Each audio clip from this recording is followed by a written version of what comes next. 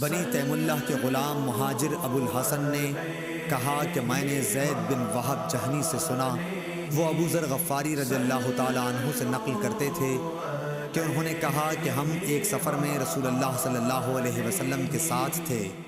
مؤذن نے چاہا کہ ظہر کی اذان دے، لیکن آپ نے فرمایا کہ وقت کو ٹھنڈا ہونے دو۔ مؤذن نے تھوڑی دیر بعد پھر چاہا کہ اذان دے، لیکن آپ نے فرمایا کہ ٹھنڈا ہونے دو۔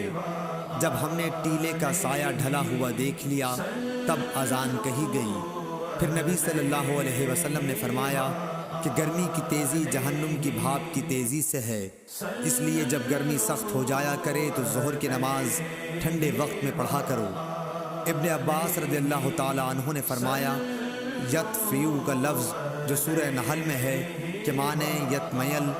ابن عباس رضی اللہ تعالیٰ عنہ نے فرمایا، یطفیو کا لفظ جو سورہ نحل میں ہے کہ معنی تتمیل، جھکنا، مائل ہونا ہے۔